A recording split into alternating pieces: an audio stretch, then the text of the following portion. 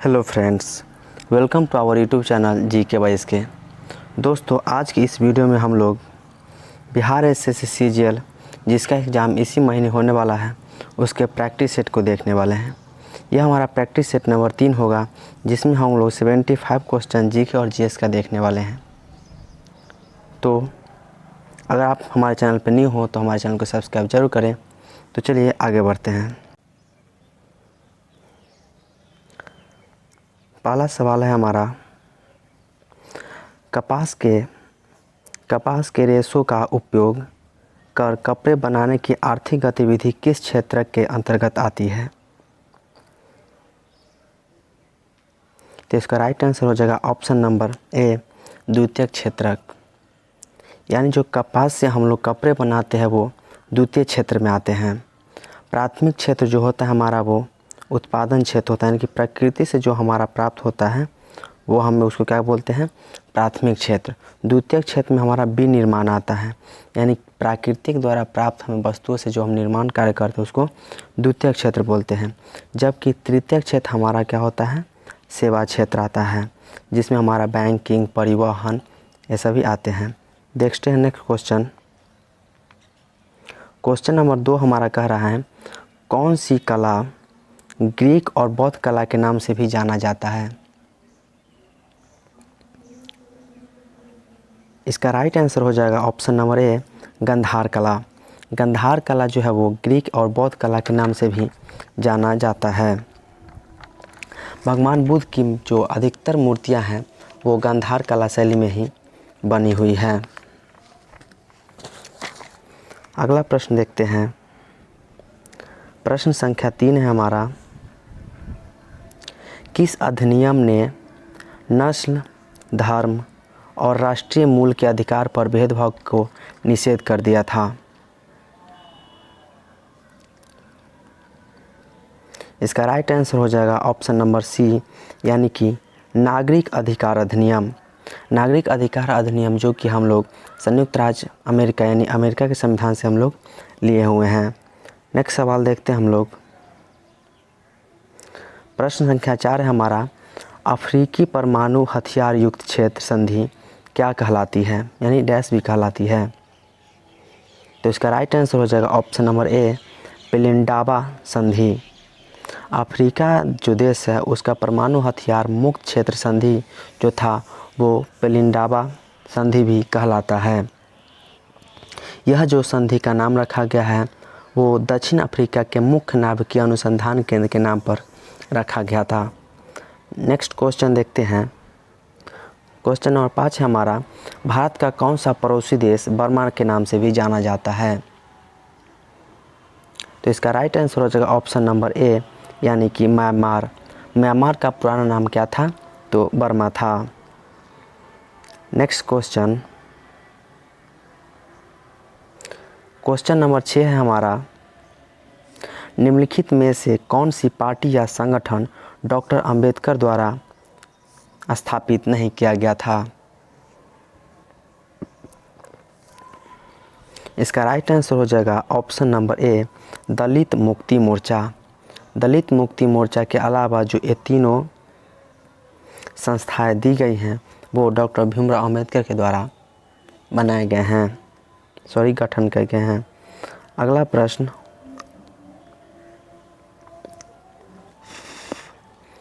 प्रश्न संख्या 7 है हमारा, संस्थाएं और संघ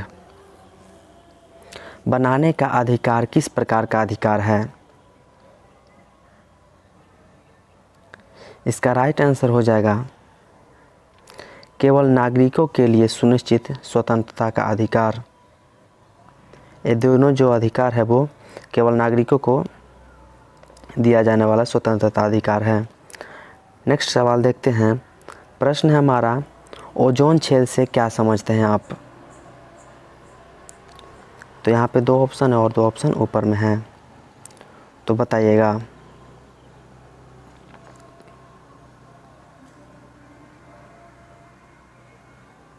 तो इसका राइट आंसर हो जाएगा ऑप्शन नंबर सी, सप्तापमंडल में ओजोन परत की मोटाई का कम हो जाने को ही हम लोग ओजोन परत में छेद बोल देते हैं। अगला प्रश्न है हमारा,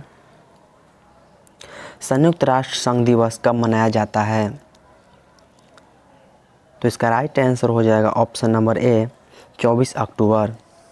संयुक्त राष्ट्र संघ दिवस जो हम लोग मनाते हैं वो 24 अक्टूबर को मनाया जाता है, क्योंकि यूएनओ की स्थापना जो हुई थी वो 24 अक्टूबर 1948 को हुई थी।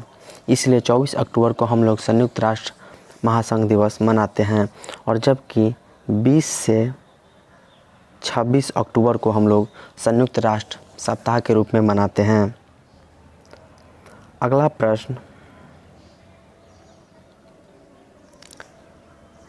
है हमारा 10 नंबर, सूची 1 को सूची 2 से सम्मिलित कीजिए और कूट का प्रयोग कर सही उत्तर दीजिए।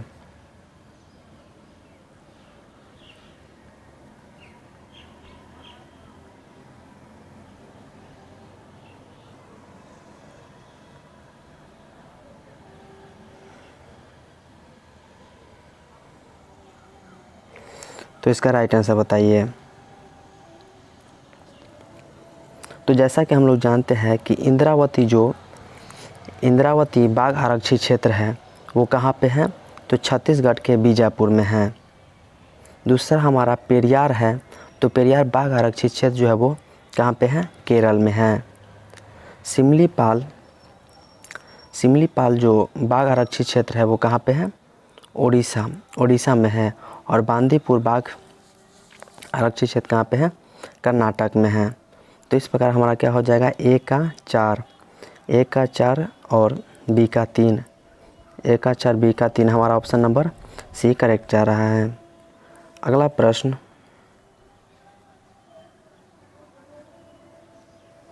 संख्या 11 है हमारा, बिहार में 1857 की क्रांति कहाँ से शुरू हुई थी?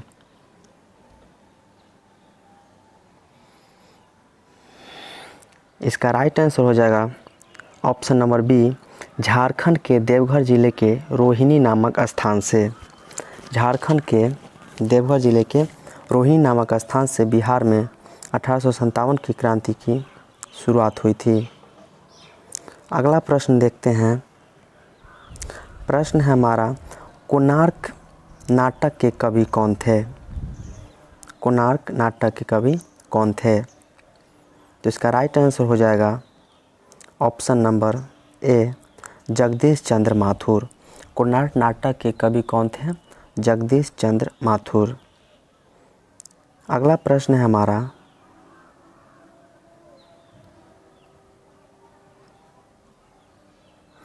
प्रश्न नंबर 13 है हमारा, काला शोक कौन से वंश के शासक थे? काला शोक कौन से वंश के शासक थे? इसका राइट आंसर हो जाएगा ऑप्शन नंबर ए, शिशुनाग वंश के। काला शोक जो थे वो शिशुनाग वंश के शासक थे, और काला शोक के समय में ही द्वितीय बौद्ध संगीति वैशाली में हुई थी, और काला शोक ने ही अपनी राजधानी को वैशाली से कहाँ पे किया था? तो पाटलिपुत्र स्थानांतरित किया था। और शिशुनाग वंश के संस्थापक कौन है? तो शिशुनाग थे। अगला प्रश्न है हमारा 14 नंबर, 1956 ईस्वी में आंध्र प्रदेश के गठन के समय कौन सी भाषा जोड़ी गई थी? राइट आंसर हो जाएगा ऑप्शन नंबर ए, तेलुगु भाषा को 1956 में आंध्र प्रदेश के गठन के साथ ही जोड़ा गया था। देखते हैं अपना अगला क्वेश्चन। अगला क्वेश्चन है क्वेश्चन 15, पावापुरी बिहार के किस जिले में है? तो इसका राइट आंसर हो जाएगा option number B, Nalanda. Pawapuri जो है वो बिहार के नालंदा ज़िले में स्थित है। और आप हमें बताएंगे कि पावापुरी किस लिए प्रसिद्ध था? आप कमेंट बॉक्स में बताएं। तो पावापुरी जो है वो भगवान महावीर के निर्वाण वहाँ प्राप्त किए थे, इसलिए वहाँ पे क्या हो महत्वपूर्ण है। और भगवान महावीर की जो निधन हुआ था वो कब हुआ था? तो वो हुआ था 468 BC में, और जन्म 540 BC में हुआ था। अगला प्रश्न है हमारा,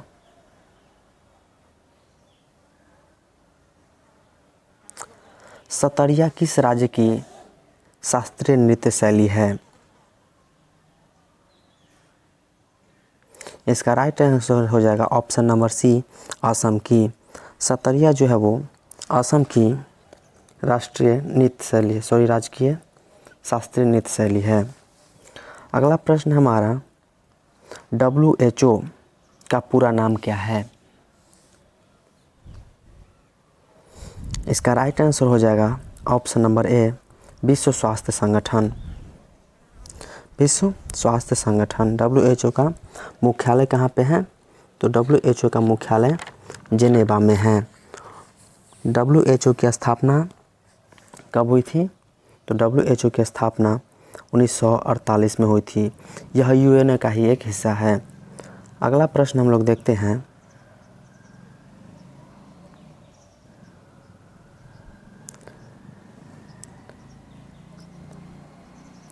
प्रश्न हमारा 18 नंबर कहता है, भारत में वित्तीय वर्ष कब शुरू होता है?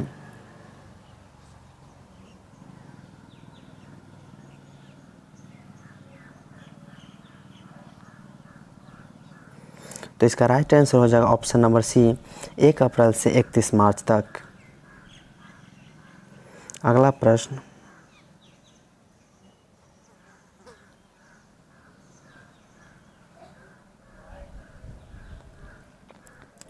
प्रश्न है हमारा, भारत में निम्नलिखित में से कौन सा क्षेत्र जैव विविधता का तत्व स्थल है? इसका राइट आंसर हो जाएगा ऑप्शन नंबर बी, पश्चिमी घाट। भारत का जो पश्चिमी घाट है वो जैव विविधता का तत्व स्थल है। विश्व के टोटल 8 तत्व स्थलों में से एक है हमारा पश्चिमी घाट, भारत का पश्चिमी घाट। अगला प्रश्न प्रश्न संख्या 20 है हमारा, धनानंद किस काव्य धारा के कवि हैं? तो धनानंद जो है वो रीति मुक्त काव्य धारा के कवि हैं। नेक्स्ट प्रश्न हमारा 20 नंबर। और दोस्तों अगर हमारा वीडियो अच्छा लगे तो लाइक ज़रूर करें। प्रश्न नंबर 21 है हमारा, जिसमें वस्तु का केवल एक विक्रेता होता है ऐसे बाजार की स्थिति है? तो इसका राइट आंसर हो जाएगा एकाधिकार। तो जिस भी बाज़ार में किसी व्यक्ति को या किसी कंपनी को एकाधिकार प्राप्त हो जाता है तो केवल वहाँ विक्रेता वही होता है, यानी अकेला होता है वो। अगला प्रश्न हमारा 22 नंबर, भारत का प्रथम उर्वरक संयंत्र स्थापित किया गया था? तो इसका राइट आंसर हो जाएगा सिंदरी में। भारत का प्रथम उर्वरक संयंत्र सिंदरी में स्थापित किया गया था। 23 नंबर प्रश्न है हमारा, गुरु शंकराचार्य के द्वारा 4 मठों का निर्माण किस धर्म की प्रतिष्ठा के लिए किया गया था? इसका राइट आंसर हो जाएगा ऑप्शन नंबर ए, सनातन धर्म। सनातन धर्म को ही आजकल हिंदू धर्म कहा जाता है। तो सनातन धर्म की प्रतिष्ठा के लिए गुरु शंकराचार्य ने 4 मठों का निर्माण किया था। अगला प्रश्न हमारा, सिराजुद्दौला और ब्रिटिश के बीच प्लासी का युद्ध कब हुआ था?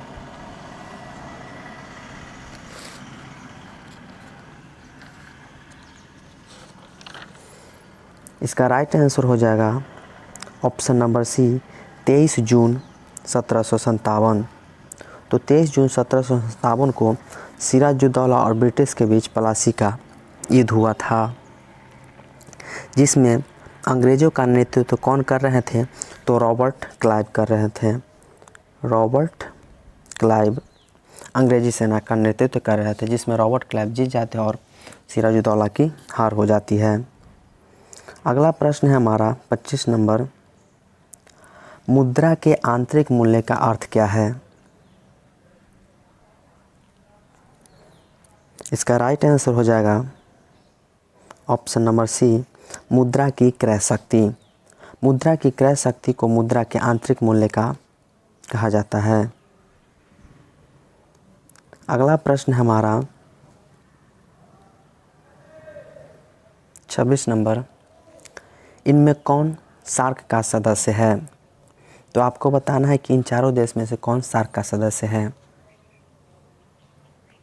दोस्तों आगे आने वाले एग्जाम्स बहुत ही इंपॉर्टेंट है, आगे आने वाले क्वेश्चन बहुत ही इंपॉर्टेंट है, तो इसको ज़रूर देखें। हमारा इसका राइट आंसर हो जाएगा मालदीव।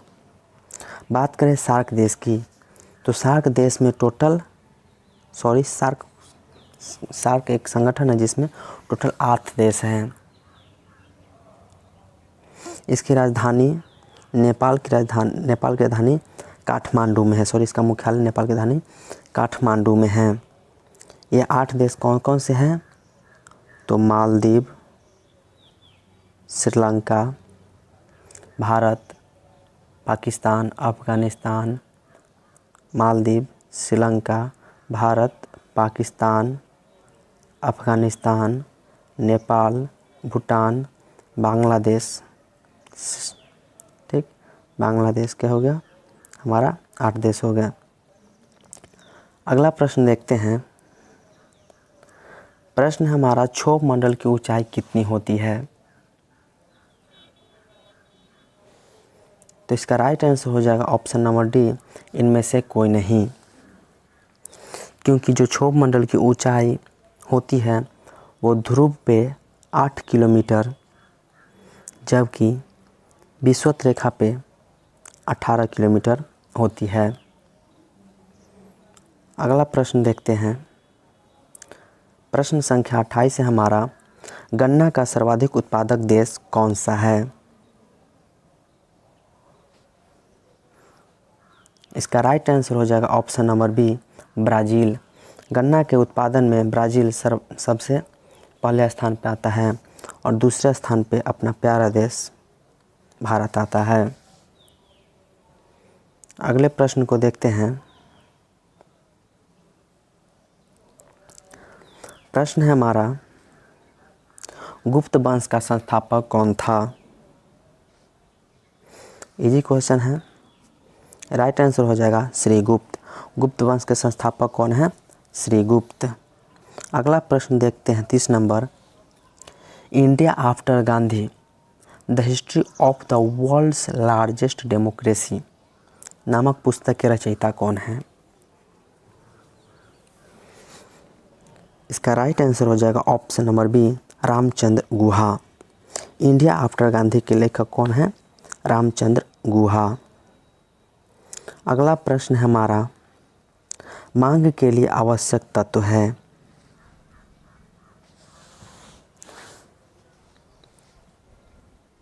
इसका राइट आंसर हो जाएगा ऑप्शन नंबर डी, इनमें से सभी। मांग के लिए वस्तु की इच्छा होनी चाहिए कि हाँ वो खरीदना है, एक नियत मूल्य होना चाहिए, मूल्य और साधन व्यय करने की तत्परता होनी चाहिए। अगला प्रश्न है हमारा, अर्थशास्त्र में उत्पादन का मतलब क्या है?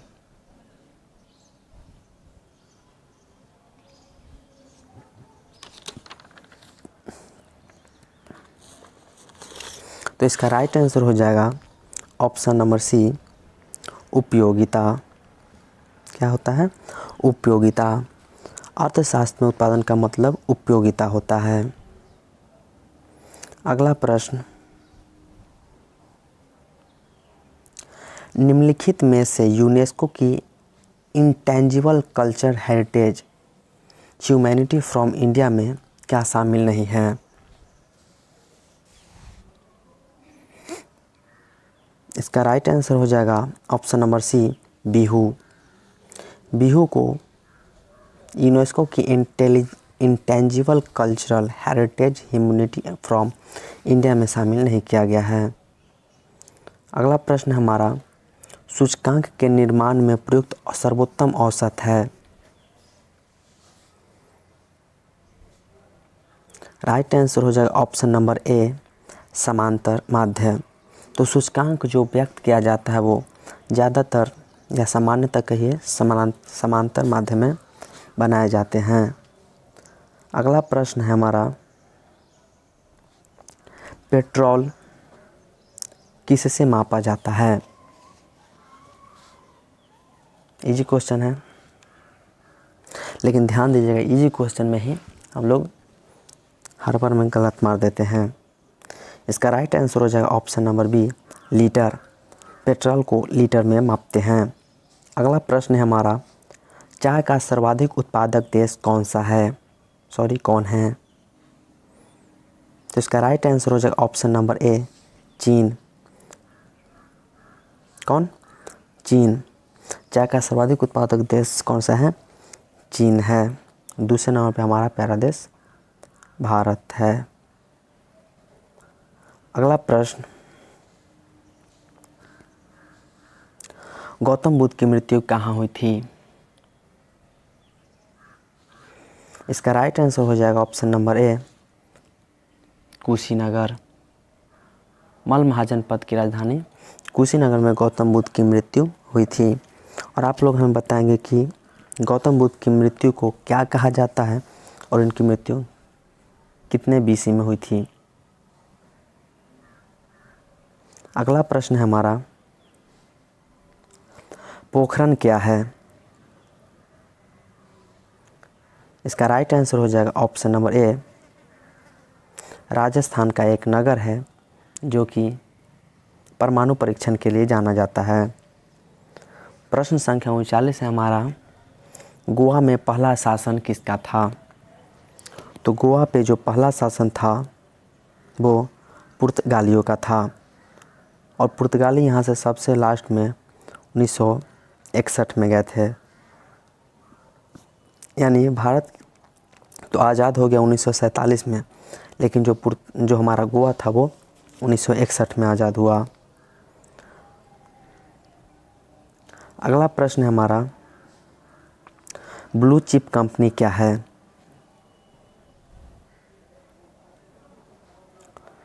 इसका राइट आंसर हो जाएगा option number B, blue chip company आर्थिक रूप से बहुत मजबूत कंपनी है।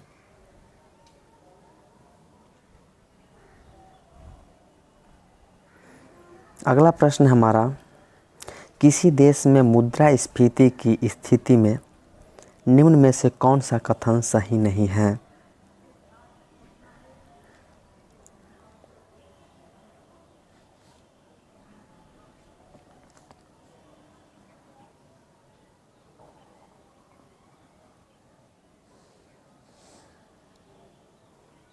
तो इसका राइट आंसर हो जाएगा ऑप्शन नंबर सी, पूंजी का अवमूल्यन।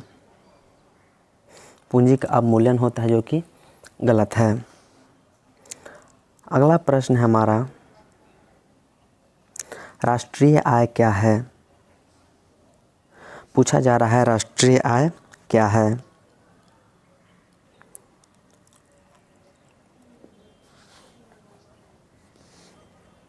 इसका राइट आंसर हो जाएगा ऑप्शन नंबर ए, राष्ट्रीय आय क्या होता है? तो एक वर्ष में किसी देश में उत्पादित सभी वस्तु और सेवा का धन मूल्य होता है। तथा इसमें एक और शब्द जोड़ेंगे कि विदेशों से भी जो हमारे भारतीय लोग कमा के लाते हैं धन, वो भी हमारा राष्ट्रीय आय में जुड़ता है।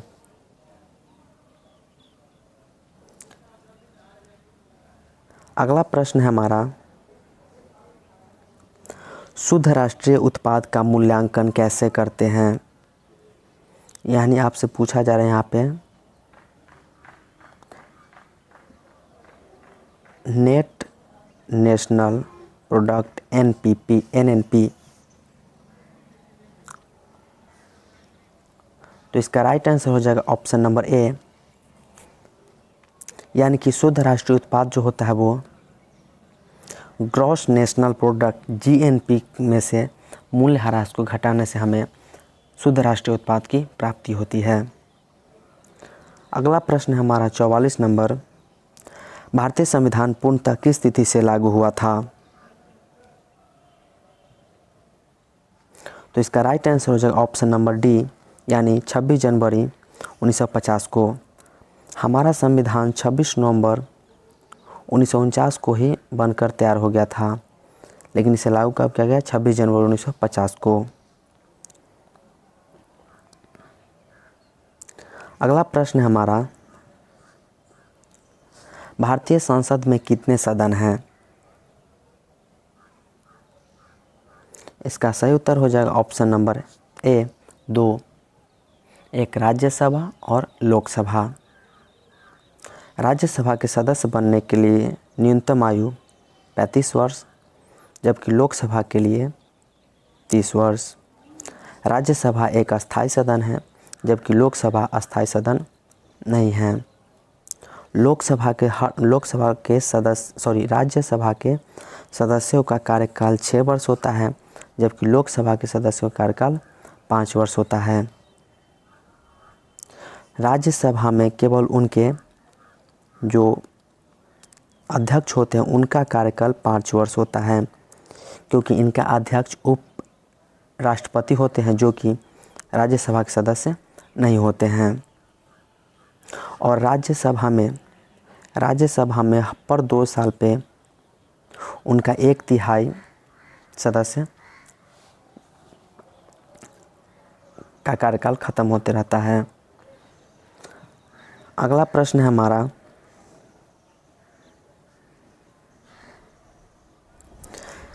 किस काल या युग में पत्थर के औजार सबसे पहले पाए गए हैं? तो इसका राइट आंसर हो जाएगा ऑप्शन नंबर बी, पूरा पाषाण काल का।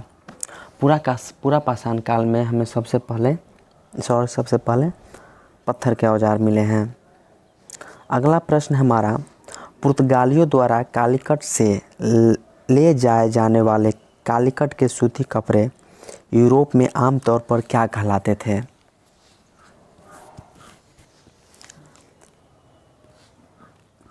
इसका राइट आंसर हो जाएगा कैलिको। कालीकट के कपड़ों को यूरोप में कैलिको कहा जाता था। अगला प्रश्न हमारा, 8 ग्रहों में बुध सूर्य से कौन सा स्थान पे स्थित है? इसका राइट आंसर हो जाएगा पहले स्थान पे।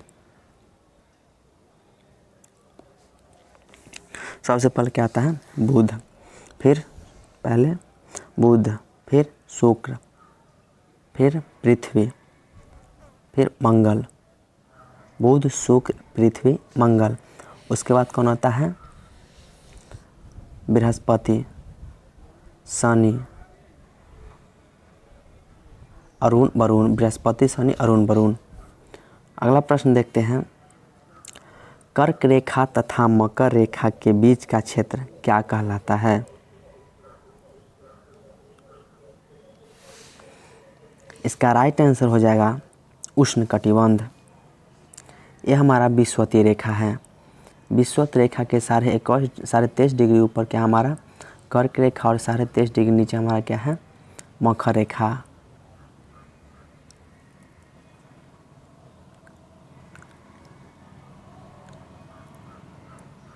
और इन दोनों के बीच के क्षेत्र को क्या कहते हैं?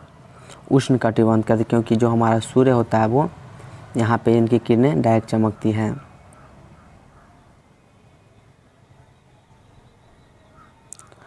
अगला प्रश्न देखते हैं। प्रश्न हमारा, बीपीएल श्रेणी से संबंधित वरिष्ठ नागरिकों के लिए भौतिक सहायता तथा असिस्टेड लिविंग डिवाइस उपलब्ध कराने की एक योजना कौन सी है? राइट आंसर हो जाएगा राष्ट्रीय वयोश्री योजना, जो कि क्या है? केंद्र सरकार की एक योजना है। यहाँ पे हमारा जीके का क्वेश्चन ख़त्म होता है। अब हम लोग शुरू करते हैं जीव विज्ञान जीएस के सवालों को।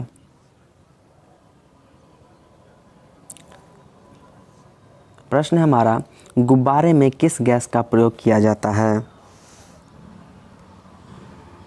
इसका राइट आंसर हो जाएगा ऑप्शन नंबर ए, हीलियम। गुब्बारे में हीलियम गैस का प्रयोग किया जाता है। प्रश्न है हमारा, विद्युत धारा मापने के लिए किसका प्रयोग किया जाता है? सही उत्तर हो जाएगा आममीटर की। आममीटर से हम लोग विद्युत धारा को मापते हैं। और विद्युत धारा का मात्रक क्या होता है? ऐसा मात्रक एम्पियर। विद्युत धारा क्या है? तो यह मूल राशि है। अगला प्रश्न कह रहा है हमारा, विद्युत बल्ब का फिलामेंट किसका बना होता है? राइट आंसर हो जाएगा टंगस्टन का। विद्युत बल्ब का जो फिलामेंट होता है वो टंगस्टन का बना होता है, जबकि हीटर का जो होता है वो क्या होता है, नाइक्रोम का बना होता है। प्रश्न है हमारा, हीटर का जो तंतु होता है वो नाइक्रोम का। प्रश्न है, सिंगल बॉन्ड COOH में कार्यात्मक ग्रुप यानी फंक्शनल ग्रुप कौन सा है? यहाँ पे इसको COOH नहीं पढ़ेंगे, क्या बोलेंगे, COOH। तो इसका राइट आंसर हो जाएगा कार्बोक्सिलिक एसिड। कार्बोक्सिलिक एसिड का जो सूचकांक है वो सिंगल बॉन्ड COOH है। अगला प्रश्न है हमारा,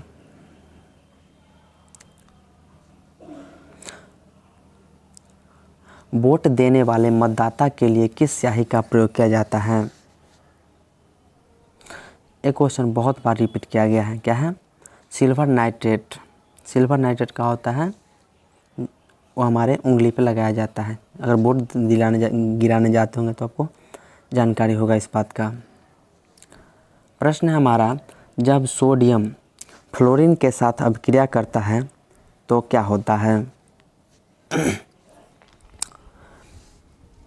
इसका राइट आंसर हो जाएगा निर्मित होने वाला यौगिक पिघली हुई अवस्था में विद्युत का सुचालक होता है।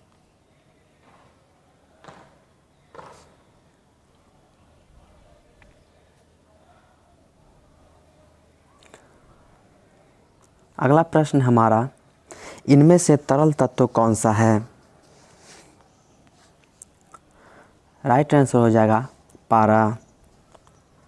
अगला प्रश्न, मानव के हृदय में कितने वेस्म यानी चेंबर पाए जाते हैं?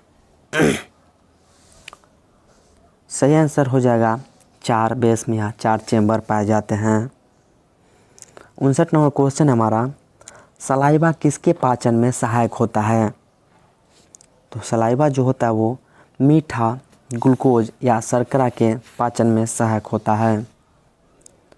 अगला प्रश्न हमारा, ग्लूकोज का सूत्र है। राइट आंसर हो जाएगा option number A C6H12O6। Next question देखते हैं, बच्चों को जन्म लेने के बाद कौन सा टीका लगाया जाता है?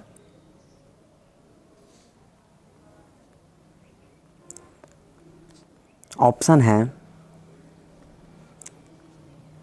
इसका राइट आंसर बताइए। राइट आंसर हो जाएगा हेपेटाइटिस बी।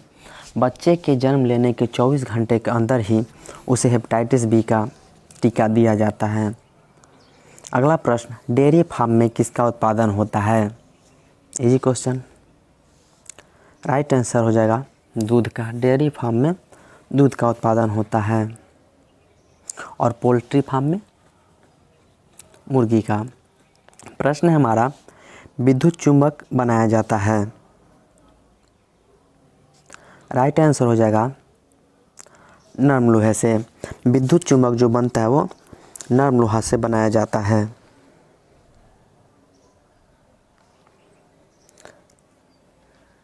अगला प्रश्न है हमारा, निम्नलिखित में से कौन सा एक लुप्त प्राय औषधि है, यानी जो अब लमसम खत्म हो चुकी है?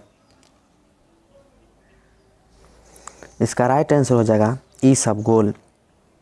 इसबगोल को लोकल में भुस्सी भी बोला जाता है, यानी देहात में क्या, भुस्सी। तो इसबगोल औषधि जो है वो अब विलुप्त हो चुकी है।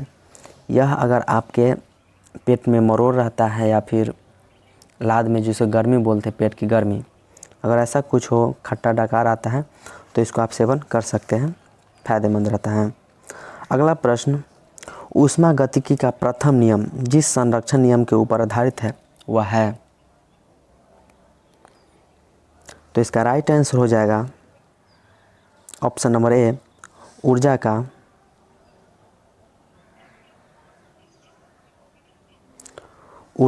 नियम।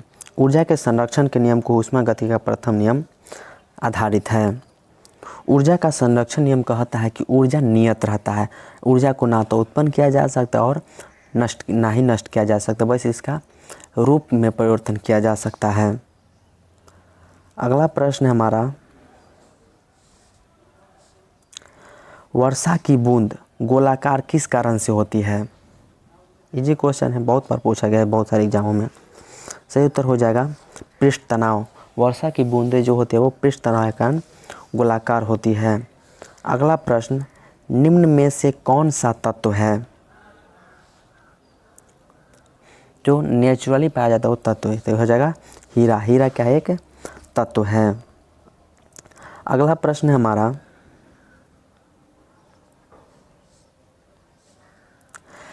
रासायनिक ऊर्जा को विद्युत ऊर्जा में परिवर्तित करने वाली युक्ति कहलाती है? सही उत्तर हो जाएगा विद्युत सेल। विद्युत सेल जो होता है वो रासायनिक ऊर्जा को यानी केमिकल ऊर्जा को विद्युत ऊर्जा में बदलता है, जबकि एक जनरेटर होता है, जनरेटर, जो यांत्रिक ऊर्जा को विद्युत ऊर्जा में बदलता है, जबकि एक मोटर जो होता है, मोटर, वो क्या करता है? विद्युत ऊर्जा को यांत्रिक ऊर्जा में बदलता है। अगला प्रश्न है, न्यूनतम कार्य उस समय होगा जब पिंड को, नीचे ऑप्शन है, देख के जवाब दें। राइट आंसर होगा जब ऊर्ध्वाधर यानी सीधी रूप से ऊपर उठाए जाने पे कार्य क्या होगा? पिंड का कार्य न्यूनतम होगा। अगला प्रश्न है हमारा, विद्युत धारा का मात्रक होता है? ऊपर हमने बताया था, वैसे भी क्वेश्चन इजी है, आप जवाब दें। सही उत्तर हो जाएगा एम्पियर। और दोस्तों हमारा वीडियो अच्छा लगे तो इस वीडियो को लाइक ज़रूर करें, अपने दोस्तों के साथ शेयर भी ज़रूर करें, और अगर हमारे चैनल पर न्यू हो तो चैनल को सब्सक्राइब कर लें। प्रश्न है, लोहे पर जंग लगना किस प्रकार की परिवर्तन है? तो ऐसे ही क्वेश्चन मतलब जो हमारे दैनिक जीवन में उपयोग में आते हैं वही क्वेश्चन है हमें केमिस्ट्री, यानी सिर्फ बोले सीधे साइंस से बोलिए, साइंस से देखने को मिलते हैं ज़्यादातर फिजिक्स और केमिस्ट्री में। जबकि बायोलॉजी की बात करें तो बायोलॉजी हमें पढ़ना पड़ेगा अच्छी तरह से, और फिजिक्स केमिस्ट्री की बात करें तो हम दैनिक जीवन में जो यूज करते हैं बस उसको बेहतर से ऑब्जर्व करें, उसका क्वेश्चन बन जाएगा। अगला प्रश्न है हमारा, एल्केन का रासायनिक सूत्र क्या है? तो इसका राइट आंसर हो जाएगा ऑप्शन नंबर ए, CnH2n+2। जबकि अगर बात करें एल्कीन की तो ये हमारा एल्कीन का सूत्र है। क्या? एल्कीन की। जबकि यहाँ पे अगर हम CnH2n यहाँ सिर्फ -2 कर दें, CnH2n-2, तो ये हमारा हो जाएगा एल्काइन का सूत्र। ठीक, अगला प्रश्न देखते हैं हम लोग। प्रश्न संख्या हमारा 73 है, निम्नलिखित में से कौन सी जड़ें नहीं खाई जाती हैं? राइट आंसर हो जाएगा ऑप्शन नंबर डी, गेहूँ, क्योंकि गेहूँ जड़ नहीं फल है। अगला प्रश्न,